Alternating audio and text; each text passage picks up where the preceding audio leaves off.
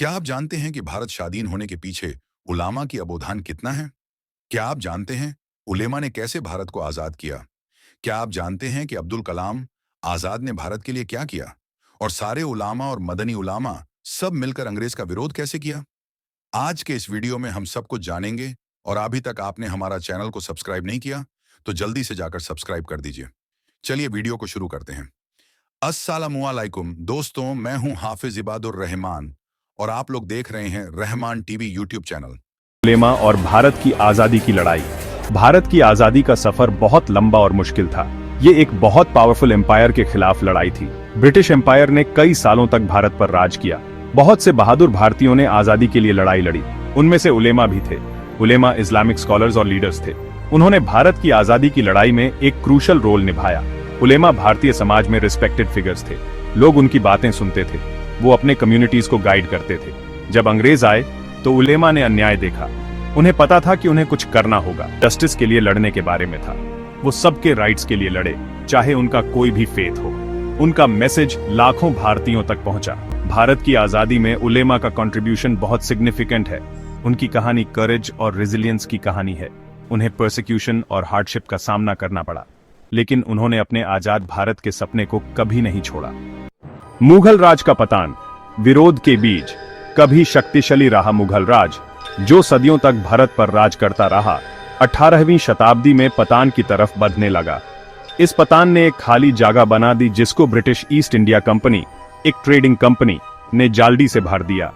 अपनी superior military strength और चालाकी भरी टैक्टिक्स के साथ ब्रिटिशर्स ने धार भारत के कई हिस्सों पर कब्जा कर लिया। उलेमा ने अपने देश की सॉवरेंटी को कम होते देख ब्रिटिशर्स से होने वाले खतरे को पहचान लिया। उन्होंने देखा कि कैसे ब्रिटिशर्स भारत के रिसोर्सेज का शोषण करते और लोगों पर अपनी मर्जी थोपते थे। उलेमा समझ गए थे कि ब्रिटिशर्स की उपस्थिति सिर्फ ट्रेड के लिए नहीं बल्कि कंट्रोल और डोमिनेंस के लिए भी थी। विरोध के बीच तब बोए गए जब उलेमा ने ब्रिटिश पॉलिसीज के खिलाफ आवाज उठानी शुरू कर दी। उन्होंने इस्लामिक लॉ और प्रिंसिपल्स का प्रयोग ब्रिटिश रूल की वैधता को चैलेंज करने के लिए किया।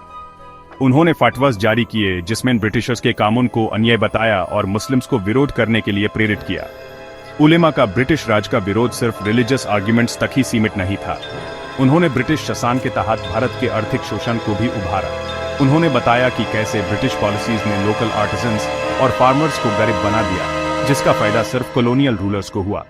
उलेमा का संदेश आम जनता तक पहुंचा, जो पहले से ही ब्रिटिश अत्याचार के बोझ तले दब रही थी। उलेमा का संदेश सभी धर्मों की सीमाओं से परे था, विदेशी शासन से मुक्ति के साझा लक्ष्य पर जोर देता हुआ। मिलजुल कर रहें। मौलाना अबुल कलाम आजाद का भारत के लिए सपना।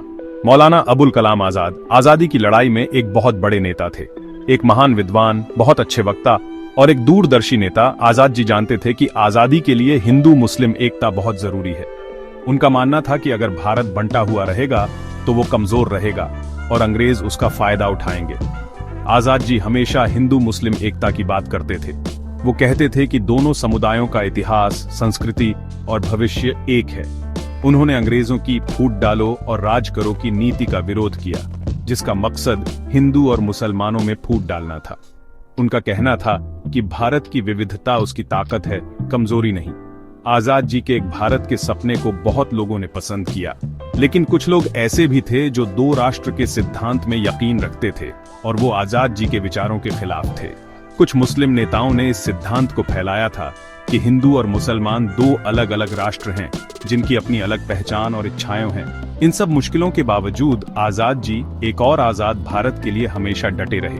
उनका मानना था कि एक धर्मनिरपेक्ष लोकतांत्रिक भारत, जहां सबको बराबर हक मिले, सबके लिए मुसलमानों समेत सबसे अच्छा होगा। एकता में उनके अटूट विश्वास और धार्मिक मतभेदों को दूर करने के उनके अथक प्रयासों ने उन्हें सभी राजनीतिक दलों के लोगों का सम्मान दिलाया। पांचवां भाग रास्ता कम चला हुआ। मौलाना हुसैन अहमद मदनी का बंटवारे का विरोध। जैसे जैसे बंटवारे का विचार जोर पकड़ रहा था, मौलाना हुसैन अहमद मदनी इस फूट डालने वाली योजना के कड़े विरोधी बनकर उभरे। मदनी एक आदरणीय इस्लामिक विद्वान और एक कट्टर राष्ट्रवादी का मानना था कि भारत को धार्मिक आधार पर बांटना एक गंभीर गलती है।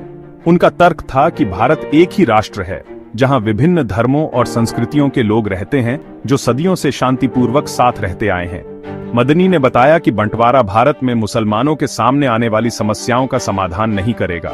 इसके बजाय यह नई समस्याएं पैदा करेगा, लाखों लोगों को उनके घरों से उखाड़ देगा और समुदायों के बीच कलह और नफरत का बीज बोएगा।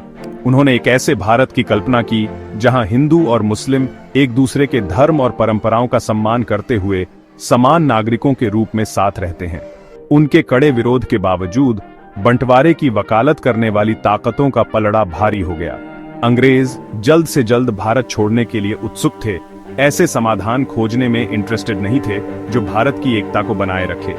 वे बांटो और जाओ नीति से संतुष्ट थे, पीड़ा और दुख की विरासत छोड़कर। 1947 में देश के बंटवारे के बाद मदनी का एक यूनाइटेड इंडिया का सपना टूट गया।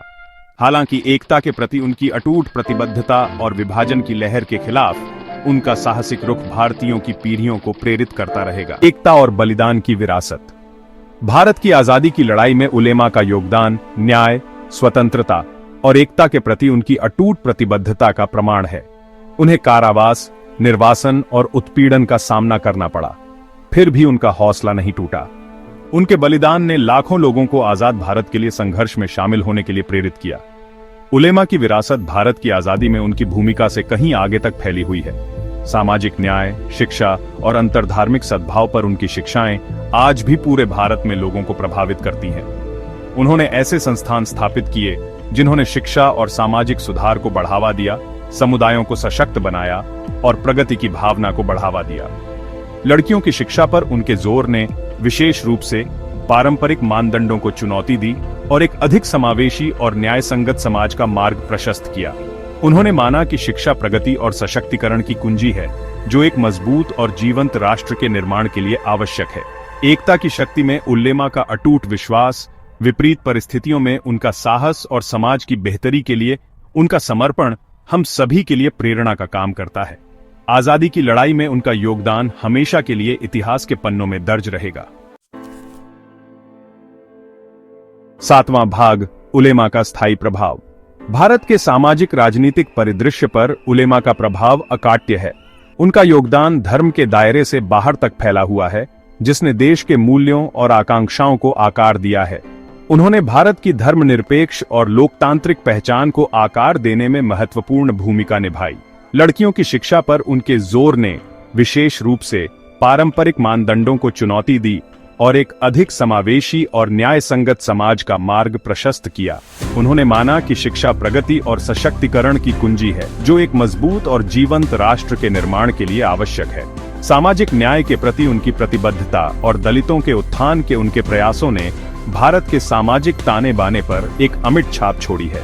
उन्होंने हाशिए पर पड़े लोगों के अधिकारों का समर्थन किया और अन्याय के खिलाफ आवाज उठाई, जिससे पीढ़ियों को अधिक न्यायपूर्ण और समतावादी समाज के लिए प्रयास करने की प्रेरणा मिली। उलेमा की विरासत एकता, सहिष्णुता और सामाजिक जिम्मेदारी के महत्व की याद दिलाती है, जो एक सामंजस्यपूर्ण और समृद्ध राष्ट्र के निर्माण में है। उनका योगदान भारत के वर्तमान को आकार देता है और उसके भविष्य को प्रेरित करता रहता है। Section 8, conclusion, a testament to courage and conviction. आजादी की लड़ाई में उलेमा का रोल फेथ, करेज और यूनिटी की पावर दिखाता है। जस्टिस के लिए उनकी कमिटमेंट, डिफिकल्ट समय में उनकी सैक्रिफाइसेस और फ्री और यूनाइटेड इंडिया का